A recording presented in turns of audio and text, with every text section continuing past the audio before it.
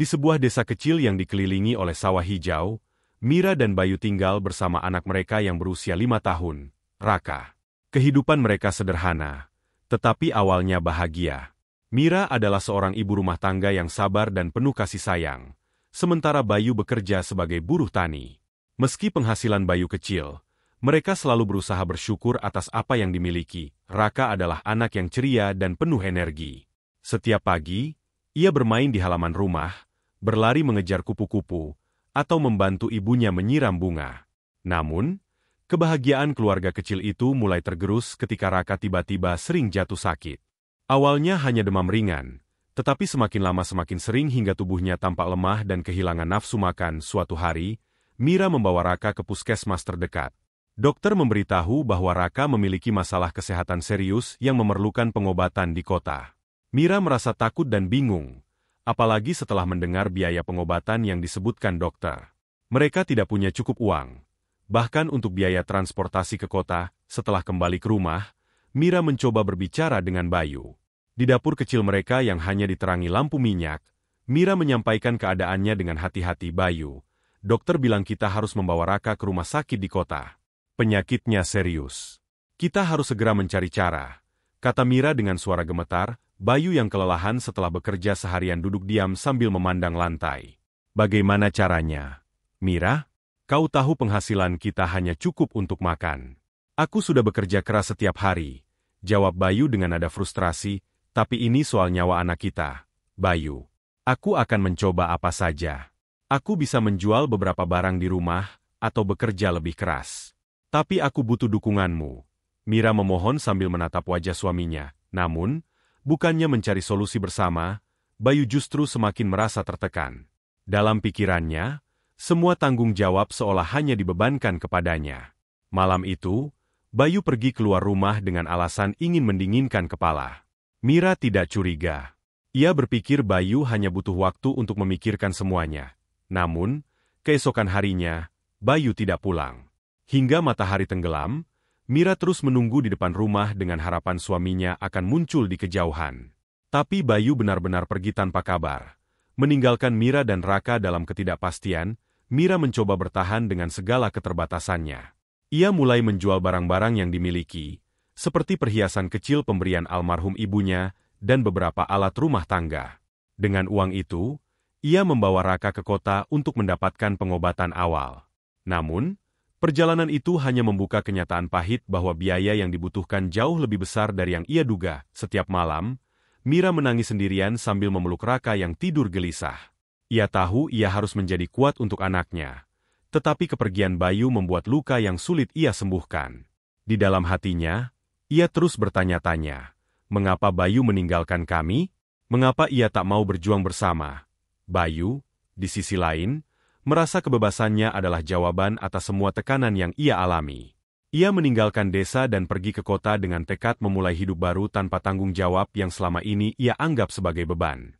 Tanpa melihat ke belakang, ia berjalan menjauh dari keluarga yang sangat membutuhkan kehadirannya. Di rumah kecil yang kini terasa hampa, Mira hanya bisa memeluk Raka sambil berbisik, "Ibu akan melindungimu, nak. Meski kita hanya berdua, kita pasti bisa melewati ini." Hari-hari Mira penuh perjuangan setelah kepergian Bayu. Ia harus bekerja lebih keras dari sebelumnya demi memenuhi kebutuhan hidup dan mengobati penyakit Raka. Dengan modal kecil, Mira mulai membuat kue tradisional untuk dijual di pasar. Ia bangun dini hari, menguleni adonan di dapur yang gelap, kemudian berjalan kaki sejauh 5 kilometer ke pasar untuk menjajakan kuenya. Raka, meski sakit-sakitan, sering memaksa untuk ikut membantu.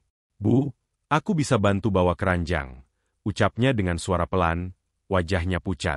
Tapi Mira selalu melarang. "Tidak, nak. Kamu harus istirahat.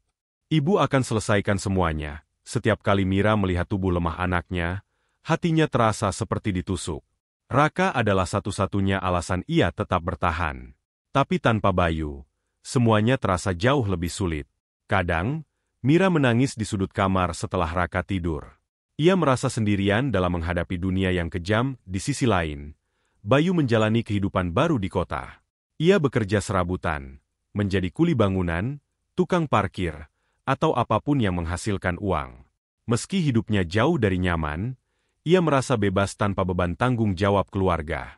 Namun, di sela-sela kesibukannya, sering muncul bayangan wajah Mira dan Raka. Suara Raka yang ceria sebelum sakit selalu terngiang di telinganya, dan itu membuatnya resah.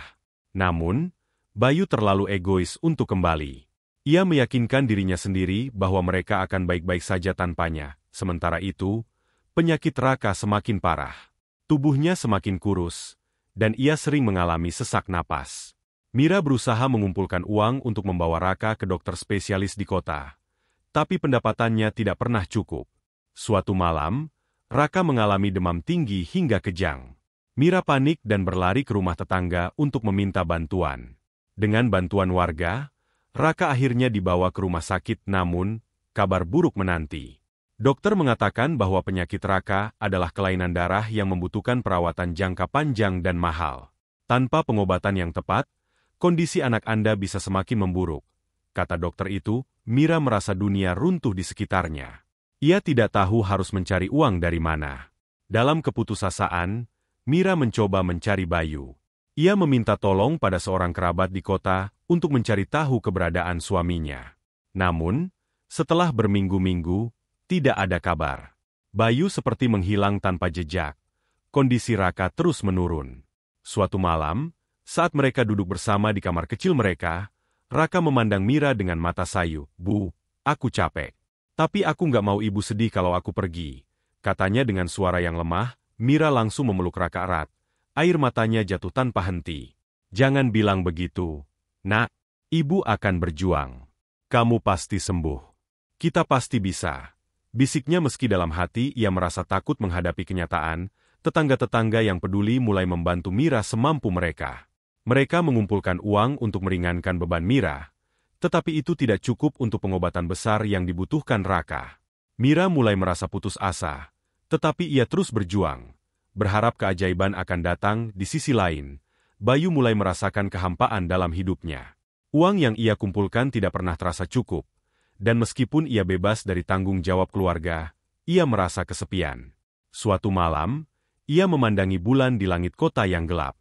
Untuk pertama kalinya, ia benar-benar merindukan Mira dan Raka. Namun, egonya masih terlalu besar untuk kembali. Hari demi hari, konflik batin Mira dan Bayu terus meningkat. Mira berjuang mempertahankan hidup Raka tanpa bantuan suaminya. Sementara Bayu dihantui rasa bersalah yang ia coba tepis dengan bekerja lebih keras. Jarak dan waktu yang memisahkan mereka membuat luka semakin dalam, dan tanggung jawab yang ditinggalkan Bayu menjadi beban berat yang harus ditanggung Mira seorang diri. Tahun demi tahun berlalu, dan perjuangan Mira semakin berat. Raka yang kini berusia 15 tahun tumbuh, menjadi remaja yang tegar meskipun tubuhnya lemah. Ia memahami betapa kerasnya hidup yang dijalani ibunya. Setiap kali ia melihat Mira mengaduk adonan kue hingga larut malam atau berjalan kaki jauh dengan keranjang berat di punggung, Raka merasa bersalah karena tidak bisa membantu. Namun, kondisi kesehatan Raka semakin memburuk. Tubuhnya yang sudah kurus menjadi semakin rapuh, dan ia sering terbaring lemah di atas kasur. Suatu malam, Raka mengalami sesak napas yang sangat parah. Dengan tergesa-gesa, Mira membawa Raka ke puskesmas terdekat. Dokter memberitahu bahwa Raka membutuhkan transfusi darah segera, tetapi stok darah di puskesmas kosong. Mira harus membawanya ke rumah sakit besar di kota. Mira panik. Ia tidak punya cukup uang untuk membayar biaya rumah sakit atau transportasi ke kota. Dalam keputusasaan, Mira pergi dari satu tetangga ke tetangga lain untuk meminjam uang, tetapi hasilnya tidak seberapa. Warga desa yang sudah sering membantunya juga mulai kehabisan cara. Malam itu, Mira duduk di samping Raka yang terbaring lemah dengan wajah pucat. Dengan suara bergetar, Raka berkata, "Bu, maaf kalau aku terlalu banyak merepotkan ibu. Kalau aku nggak ada, ibu pasti lebih tenang, kan?" Mira langsung memeluk Raka erat. Air matanya mengalir deras. "Jangan bicara seperti itu, Nak. Kamu adalah alasan ibu masih hidup. Kamu harus bertahan. Kita pasti bisa melalui ini," bisiknya dengan suara gemetar. Namun, di lubuk hatinya, Mira tahu ia sedang berjuang melawan waktu. Jika tidak segera mendapatkan bantuan, ia bisa kehilangan satu-satunya anak yang menjadi cahaya hidupnya. Dalam keputusasaan, Mira memutuskan untuk mengambil langkah yang paling berat. Ia pergi ke kota untuk mencari Bayu. Setelah bertahun-tahun tanpa kabar, Mira hanya memiliki sedikit informasi tentang keberadaan suaminya. Dengan bekal seadanya, ia pergi ke kota, meninggalkan Raka dalam pengawasan seorang tetangga. Dalam perjalanan, Mira mengingat semua kenangan masa lalu, momen-momen indah sebelum Bayu pergi, kata-kata kasar terakhir yang ia dengar, dan perasaan kehilangan yang terus menghantuinya. Sesampainya di kota, Mira menghabiskan waktu berhari-hari mencari Bayu. Ia bertanya dari satu orang ke orang lain, mengunjungi tempat-tempat yang mungkin pernah dikunjungi suaminya. Setelah berminggu-minggu mencari, akhirnya ia menemukan Bayu di sebuah kawasan kumuh, bekerja sebagai buruh angkut di pasar. Mira berdiri di depan Bayu yang sedang memindahkan karung beras. Tubuh Bayu tampak lebih kurus dan wajahnya menua, tetapi Mira masih mengenali suaminya. Bayu berhenti sejenak. Matanya terbelalak saat melihat Mira berdiri di depannya dengan wajah yang penuh kelelahan dan mata yang berkaca-kaca. Mira, ucap Bayu dengan suara bergetar. Mira tidak bisa lagi menahan emosinya. Dengan suara yang pecah, ia berkata, "Bayu, di mana kau selama ini? Aku mencarimu. Aku menunggu. Anak kita membutuhkanmu. Raka sedang sekarat. Bayu, dia butuh bantuanmu sekarang." Bayu terdiam, tubuhnya terasa kaku mendengar nama Raka. Wajahnya berubah pucat, dan rasa bersalah yang selama ini ia tekan muncul dengan kekuatan yang menghancurkan. "Apa yang terjadi pada Raka?" tanyanya dengan suara bergetar. "Dia sakit. Sangat sakit. Aku sudah melakukan segalanya. Bayu, aku sudah berjuang sendirian selama bertahun-tahun. Tapi aku tidak bisa lagi. Aku butuh bantuanmu. Jika kau masih peduli, meski sedikit saja, ikutlah denganku sekarang." Mira hampir berteriak. Air matanya mengalir deras. Bayu terdiam, wajahnya penuh konflik. Di dalam hatinya, ia ingin membantu, tetapi ada rasa takut dan malu yang menghantuinya. Aku tidak tahu apakah aku bisa menebus semua ini." "Mira," ucapnya lirih, "kau tidak perlu menebus apa-apa. Aku hanya butuh kau melakukan hal yang seharusnya kau lakukan sebagai ayah," jawab Mira tegas. Bayu akhirnya setuju untuk pulang bersama Mira ke desa. Di sepanjang perjalanan, suasana di antara mereka dipenuhi keheningan. Bayu merasa malu untuk menatap mata Mira, sementara Mira hanya fokus pada Raka. Dalam hatinya, Mira berharap Bayu benar-benar berubah dan bersedia membantu menyelamatkan anak mereka. Raka terbaring lemah di atas ranjang, tubuhnya semakin kurus dan wajahnya pucat. Udara malam yang dingin menembus dinding rumah kecil mereka, sementara Mira duduk di tepi ranjang, menggenggam tangan Raka dengan erat. Bayu, yang baru saja tiba dari perjalanan panjang bersama Mira, berdiri di sudut ruangan dengan mata penuh penyesalan. Ia merasa canggung berada di sana, seolah kehadirannya sudah terlambat untuk menebus apa yang ia tinggalkan bertahun-tahun lalu. Raka membuka matanya perlahan, melihat wajah Mira yang kelelahan dan air mata yang tak henti mengalir. "Ibu," bisiknya lirih. "Aku senang ayah ada di sini sekarang." Mira tersenyum kecil meski hatinya remuk. Ia menyapu keringat di dahi Raka, lalu menoleh ke Bayu yang berdiri terpaku. "Raka ingin bicara denganmu," katanya pelan, suaranya mengandung luka yang dalam. Bayu berjalan mendekat dengan langkah berat. Ia berlutut di samping ranjang, menggenggam tangan Raka yang dingin. "Maafkan ayah. Nak, ayah salah. Ayah meninggalkanmu dan ibumu. Ayah egois," ucapnya sambil menangis. Suaranya serak, penuh penyesalan yang selama ini ia pendam. Raka memaksakan senyum tipis. "Aku nggak marah sama ayah.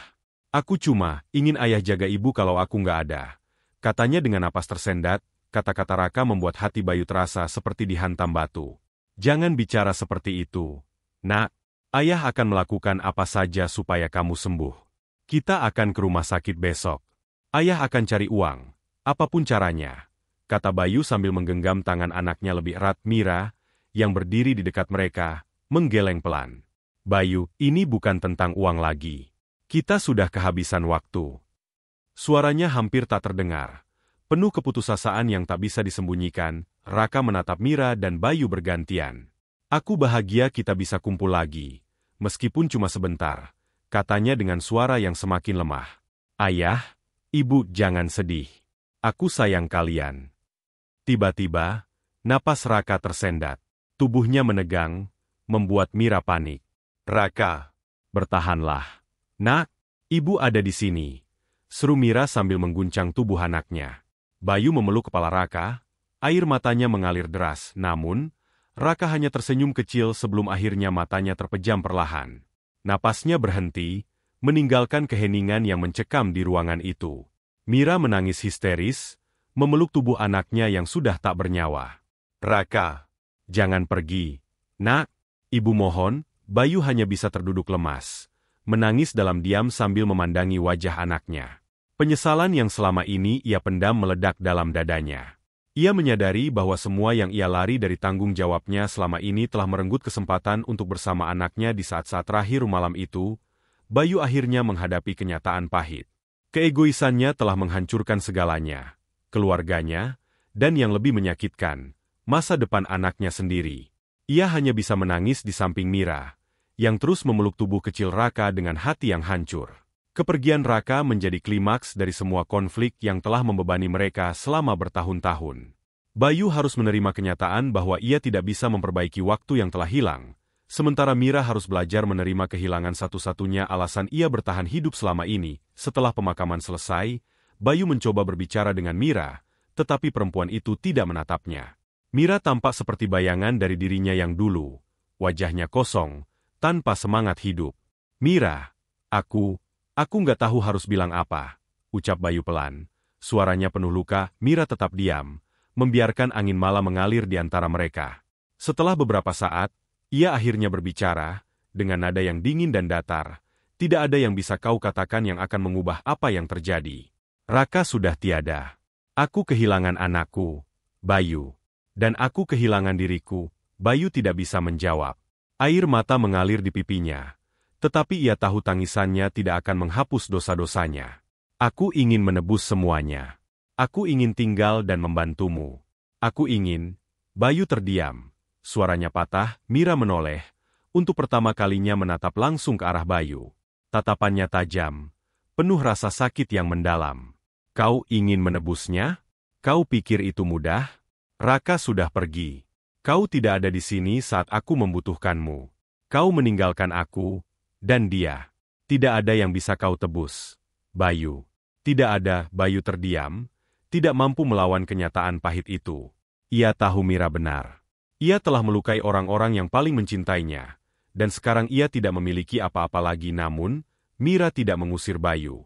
Hari-hari berikutnya, Bayu tetap tinggal di rumah kecil itu, membantu pekerjaan sehari-hari tanpa banyak bicara. Ia membersihkan rumah, memperbaiki peralatan yang rusak, dan bahkan mulai bekerja di ladang lagi untuk membantu Mira. Meski begitu, Mira tetap menjaga jarak. Ia tidak lagi percaya pada Bayu, dan luka di hatinya terlalu dalam untuk disembuhkan begitu saja. Ia hidup seperti robot, menjalani rutinitas sehari-hari tanpa emosi. Hanya malam-malam panjang yang diisi dengan memandangi foto Raka yang memberinya kesempatan untuk melepaskan tangis yang ia pendam. Suatu hari, Bayu mendapati Mira duduk di dekat makam Raka, berbicara pelan seolah sedang mengobrol dengan anak mereka. Bayu berdiri di kejauhan, memperhatikan dengan mata berkaca-kaca. Ketika Mira selesai, ia mendekat dan berkata dengan suara pelan, "Aku tahu aku tidak bisa mengganti apa yang telah hilang. Tapi aku akan tetap di sini. Mira, selama kau mengizinkanku, aku akan menebus semuanya. Meskipun aku tahu itu tidak akan pernah cukup." Mira menatap Bayu dengan mata yang penuh kelelahan. Ia tidak menjawab, hanya berdiri dan berjalan kembali ke rumah. Waktu berlalu, tetapi hubungan mereka tidak kembali seperti dulu. Mira hidup dalam dunianya sendiri, sementara Bayu mencoba menunjukkan kesungguhannya dengan bekerja keras.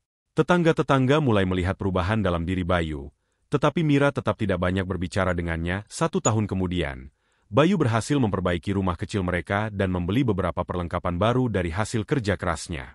Ia bahkan mendonasikan sebagian uang untuk memperbaiki puskesmas desa sebagai bentuk penyesalan atas kegagalannya melindungi Raka. Suatu malam, saat mereka duduk di depan rumah, Mira akhirnya berkata, "Bayu, aku tidak tahu apakah aku bisa memaafkanmu. Tapi aku menghargai usahamu untuk tetap tinggal. Mungkin, ini cara Raka menunjukkan bahwa kita harus belajar untuk hidup kembali, meskipun tanpa dia." Bayu menunduk, merasa lega meski tahu luka Mira masih ada. Ia berjanji pada dirinya sendiri untuk tidak lagi meninggalkan keluarganya. Meskipun keluarga itu kini hanya terdiri dari dirinya dan Mira, kehilangan Raka menjadi luka yang tidak akan pernah hilang. Tetapi itu juga menjadi pengingat bagi Bayu tentang apa arti cinta dan tanggung jawab. Ia belajar bahwa cinta bukan hanya tentang kata-kata, tetapi juga tentang tindakan. Meskipun kadang terlambat, dalam sunyi, mereka perlahan mencoba melanjutkan hidup, bukan dengan melupakan, tetapi dengan membawa kenangan Raka dalam hati mereka. Bagi Bayu, itu adalah hukuman yang akan ia bawa selamanya, tetapi juga kesempatan untuk menjadi manusia yang lebih baik.